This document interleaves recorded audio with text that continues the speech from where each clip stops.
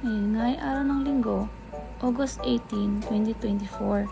Ikatatlong linggo ng buwan, kaya mayroong Tagalog na misa dito sa lugar namin. Maswerte ako dahil mayroong Catholic Church sa lugar namin at hindi naman ito sobrang kalayuan. Pwede mo itong puntahan sa pamamagitan ng pagsakay ng tren or bike. Sa sobrang init nga ng panahon dito, mas nanaisin mo na lang talagang mag-tren para iwas sunog sa balat. 4 PM pa naman yung umpisa ng mass, kaya abot pa ako sa mga oras na to. Pababa na nga ako nito papunta sa parkingan ng bike. Kailan pa kasi mag-bike papunta ng train station. Kita nyo naman sa video kung gaano kainit ang panahon dito. Kaya hindi pa ako nakakaalis, hulas na agad yung makeup ko. Sobrang dami na nga nakatira na trainee dito sa apartment namin. Kita nyo naman, maraming bike sa parking lot.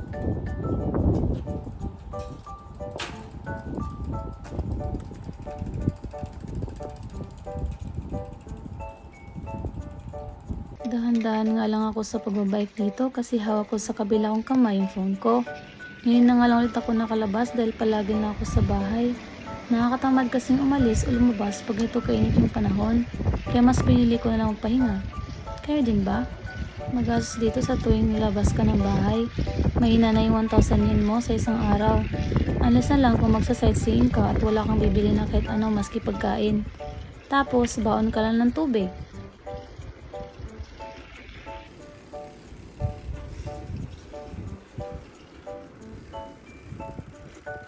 Nakarating na ako ito sa train station at hindi ko na naabutan ang biyahe ng tren.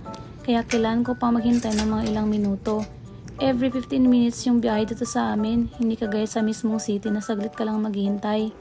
Kadalasan kapag local trains ang sasakyan mo, matagal talaga ang biyahe dahil dadaanan niya bawat station. 150 yen pala yung pamasahe papunta sa station na malapit sa church.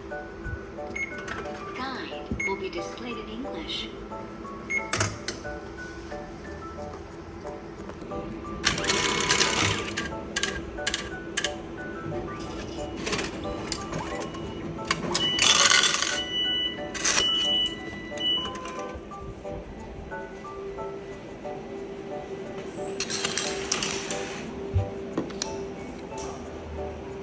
Kailangan ko muna maghintay dahil wala naman akong choice. Hindi ako pwedeng umupo dahil mainit rin. Kaya mag-i-emote na lang muna ako dito habang naghintay ng tren.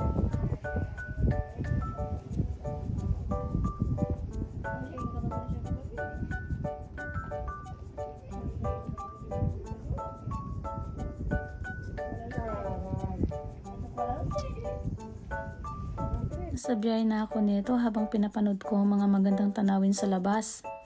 Hanggang ngayon, hindi ko pa rin lubos maisip na nandito na ako sa Japan. Yung parang nananaginip pa din ako. Akala ko noon hanggang pangarap ko na lang ito at hindi na ito mangyayari pa sa buhay ko. Kaya thank you Lord ka na lang talaga. Hindi rin naman madaling manirahan dito.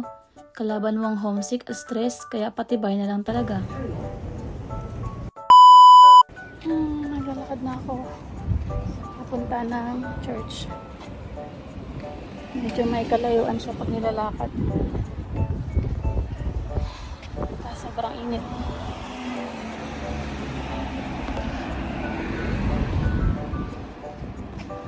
Sa paglalakad ko ay may mga nakasabay akong mga Pinoy.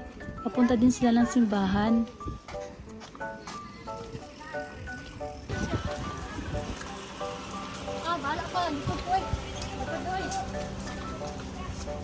Pagkarating ko ng simbahan ay agad akong humanap ng mapuan.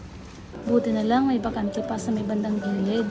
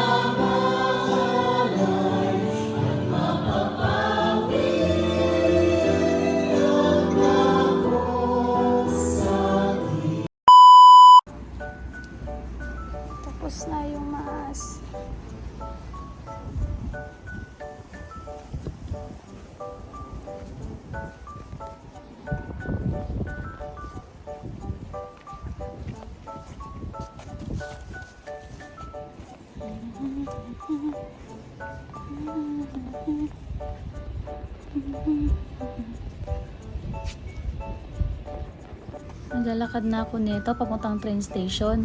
Pero dumaan muna ako sa drugstore para bumili ng pagkain. Dito ko na lang tatapusin ang aking vlog. Salamat po sa panunood. Sayonara! See you guys on my next video. Don't forget to subscribe.